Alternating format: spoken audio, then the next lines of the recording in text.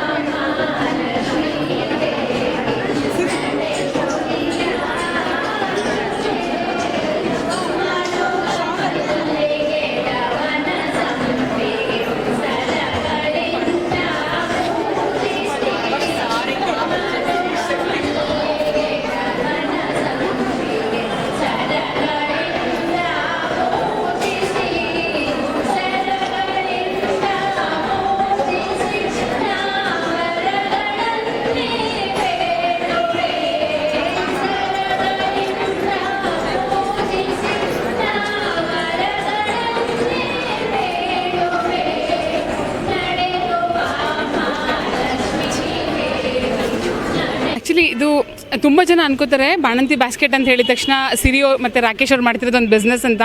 Actually ಖಂಡಿತವಾಗ್ಲೂ ಅಲ್ಲ. ಏನಂದರೆ ನಮ್ಮ ಮನೇಲಿ ನಂದು ಹುಟ್ಟಿದ್ದು ಬೆಳೆದಿದ್ದೆಲ್ಲ ನಾನು ಅರಸೀಕೆರೆಯಲ್ಲಿ.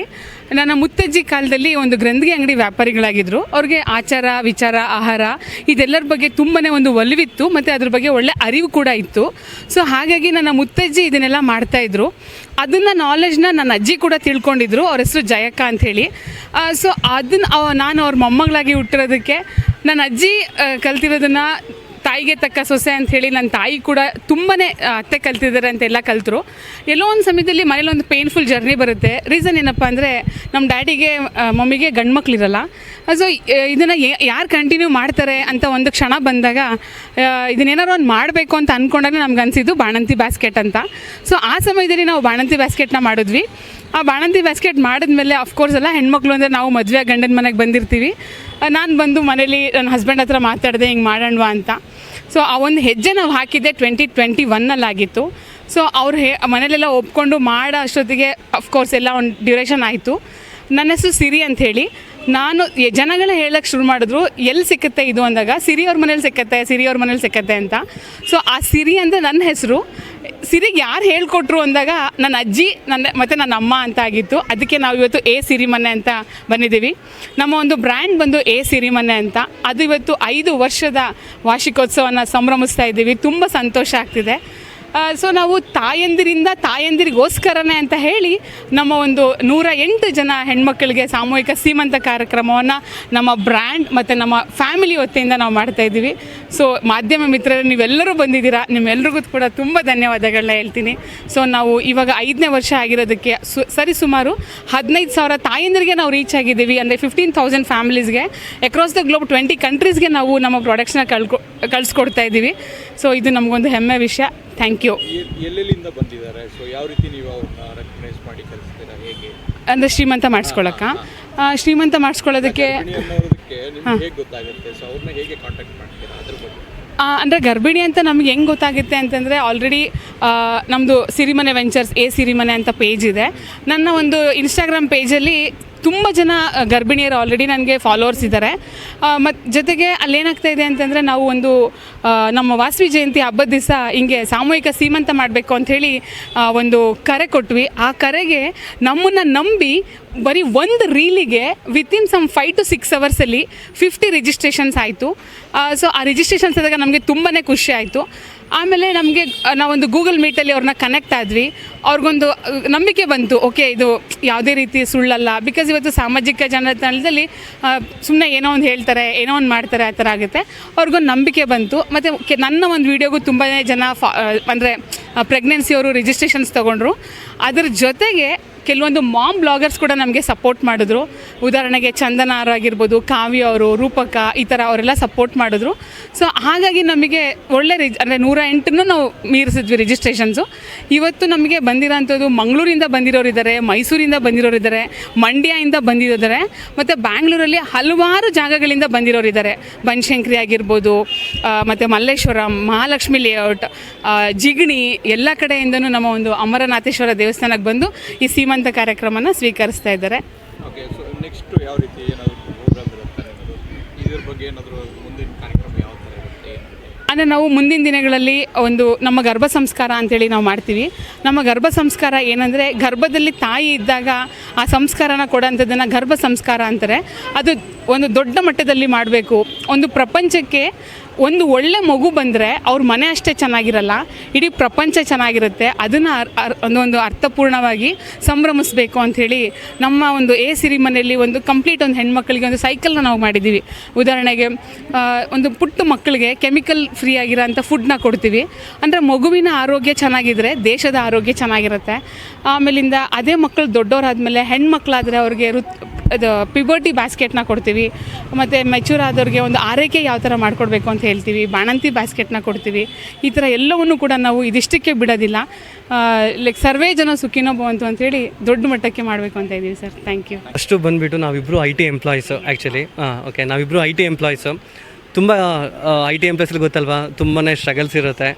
Okay, day and night duties ಇರುತ್ತೆ. ಸೊ ತುಂಬಾ ನಾವು ಏನಾದ್ರು ಒಂದು ಸಮಥಿಂಗ್ ಯೂನಿವರ್ಸಿಗೆ ಏನಾದ್ರು ಕೊಡಬೇಕು ಅಂತ ಅಂದ್ಬಿಟ್ಟು ತುಂಬ ಆಸೆ ಇತ್ತು ನಮಗೆ. ಸೊ ಅದಕ್ಕೋಸ್ಕರ ನಾವು ತುಂಬಾ ಪ್ಲಸ್ ಆ್ಯಂಡ್ ಮೈನಸ್ಸು ಅದು ಇದು ಅಂತ ಅಂದ್ಬಿಟ್ಟು ತುಂಬ ಬಿಸ್ನೆಸ್ನ ಟ್ರೈ ಮಾಡಿದ್ವಿ. ಅದಾದಮೇಲೆ ನಮಗೆ ಯೂನಿವರ್ಸಿಗೆ ಒಂದು ಮಾಡಬೇಕು ಅಂತ ಅಂದ್ಬಿಟ್ಟು ಅನ್ನೊಂದು ಹೆಲ್ಪ್ ಮಾಡಬೇಕು ಅಂತ ಅಂದ್ಬಿಟ್ಟು ಈ ಕಾನ್ಸೆಪ್ಟ್ ಅಂದ್ವಿ, ಬಾಣಂತಿ ಬ್ಯಾಸ್ಕೆಟ್ ಅಂತ ಅಂದ್ಬಿಟ್ಟು. ಫಸ್ಟು ನನ್ನ ವೈಫು ಮಾತಾಡಿದಾಗ ನಿಜವೂ ಇದಾಗುತ್ತಾ, ಹೋಗೋ ಕಡೆ ಏನೇನೋ ಹೇಳ್ತೀಯ ನೀನು ಅಂತ ಅಂದ್ಬಿಟ್ಟು ಅಂದ್ವಿ. ಬಟ್ ಇವತ್ತು ನನ್ನ ವೈಫಿಗೆ ಒಂದು ತುಂಬ ಥ್ಯಾಂಕ್ಸ್ ಹೇಳ್ತೀನಿ. ಆ್ಯಕ್ಚುಲಿ ನಮ್ಮ ಬಿಸ್ನೆಸ್ ಅನ್ನೋದು ಒಂದೇ ಅಲ್ಲದೆ ನಾವು ತುಂಬ ದೇಶಗಳಿಗೆ ನಾವು ಪ್ರೊಡಕ್ಷನ್ ಸಪ್ಲೈ ಮಾಡ್ತಾಯಿದ್ದೀವಿ, ಮ್ಯಾನುಫ್ಯಾಕ್ಚರ್ ಮಾಡಿಬಿಟ್ಟು ಸಪ್ಲೈ ಮಾಡ್ತಾಯಿದ್ದೀವಿ. ತುಂಬ ಜನ ಕಸ್ಟಮರ್ಸು ನಮ್ಮನ್ನು ನಂಬಿ ನಮ್ಮ ಪ್ರಾಡಕ್ಟ್ಸನ್ನು ತೊಗೊಂಡು ಅರೌಂಡ್ ಮೋರ್ ದೆನ್ 45+ ಬಾಣಂತಿಯವರಿಗೋಸ್ಕರನೇ, ಬಾಣಂತಿಯರಿಗೋಸ್ಕರನೇ ನಾವು ಮಾಡಿರೋಂಥ ಫರ್ಮೆ ಬಾಣಂತಿ ಬ್ಯಾಸ್ಕೆಟ್. ಬ್ಯಾಸ್ಕೆಟ್ ಅಂದರೆ ಅದರಲ್ಲಿ ಏನಿರುತ್ತೆ, ಯಾವ ರೀತಿ ಈ ಒಂದು ಗರ್ಭಿಣಿಯರಿಗೆ ಯೂಸ್ ಆಗುತ್ತೆ? ಖಂಡಿತ ಸರ್. ಈಗ ಈ ಒಂದು ಬ್ಯಾಸ್ಕೆಟಲ್ಲಿ ಟೋಟಲ್ 45+ ಐಟಮ್ಸ್ ಇರುತ್ತೆ. ಅವರಿಗೆ ಒಂದು ಬ್ಯಾಸ್ಕೆಟ್ ತೊಗೊಂಡ್ರೆ ಅವರು ಹೊರಗಡೆಯಿಂದ ಏನು ಮೋಸ್ಟ್ ಆಫ್ ಆಲ್ ಎಲ್ಲ ಕವರ್ ಮಾಡಿರ್ತೀವಿ, ಇನ್ಕ್ಲೂಡಿಂಗು ಅವ್ರಿಗೆ ಕೈಗೆ ಹಾಕೊಳ್ಳೋ ಬಳೆಯಿಂದ ಹಿಡಿದು ಉಡ್ದಾರ ಸಮೇತ ಫುಡ್ ಆಗಿರ್ಬೋದು. ಫಸ್ಟ್ ಬಂದುಬಿಟ್ಟು ಫುಡ್ಡು ಆಯಿತಾ, ಟೋಟಲ್ 20-25+ ಐಟಮ್ಸಲ್ಲಿ ಫುಡ್ ಕೊಡ್ತೀವಿ. ಅದಾದಮೇಲೆ ಅವರಿಗೆ ಶಾಖದ ಐಟಮ್ಸು, ನಮ್ಮ ಒಂದು ಬ್ಯಾಸ್ಕೆಟ್ ತೊಗೊಂಡ್ರೆ ಎಲ್ಲೂ ಹೊರಗಡೆ ಹೋಗಬಾರ್ದು ಅಂತ ಒಂದು ಇದರಲ್ಲಿ ಶಾಖದ ಐಟಮ್ಸ್ ಕೊಡ್ತೀವಿ. ಶಾಖದ ಐಟಮ್ಸ್ ಆದಮೇಲೆ ಪಾಪುಗೆ ಬೇಕಾಗಿರೋಂಥದ್ದು ಬೇಸಿಕ್ ನೆಸೆಸಿಟೀಸ್ ಏನು ಬೇಕಾಗುತ್ತೋ ಅದೆಲ್ಲದನ್ನು ಕೊಡ್ತೀವಿ ನಾವು ಅವರಿಗೆ. ಸೊ ಒಂದು ಬ್ಯಾಸ್ಕೆಟ್ ತೊಗೊಂಡ್ರೆ ಅವರಿಗೆ ತುಂಬಾ ಹೆಲ್ಪ್ ಆಗುತ್ತೆ. ಮೋಸ್ಟ್ ಆಫ್ ಆಲ್ ಕವರ್ ಮಾಡಿದ್ದೀವಿ ಸರ್ ಒಂದು ಬ್ಯಾಸ್ಕೆಟಲ್ಲಿ.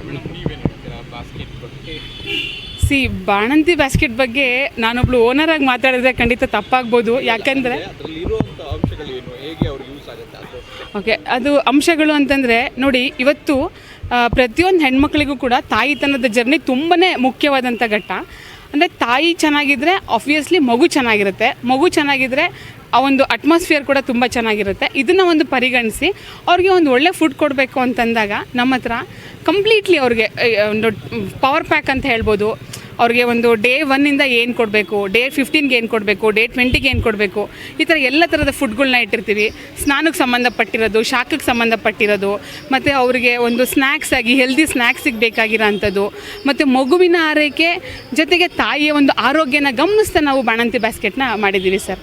ಅವರು ಒಂದು 9 ತಿಂಗಳವರೆಗೂ ಏನೆಲ್ಲ ಮಾಡ್ಕೋಬೇಕು ಅನ್ನೋ ಒಂದು ಪ್ರೊಸೆಸಿಂಗ್ ಎಲ್ಲ. ಹೌದು, ಸಾಕಷ್ಟು ಜನ ತಾಯಂದರು ನಮ್ಮ ಸಿರಿಮನೆನ ಇವತ್ತು ತುಂಬ ಜನ ಹೇಳಿದ್ರೆ ತವ್ರ ಮನೆ ಅಂತ ಕರೀತಾರೆ.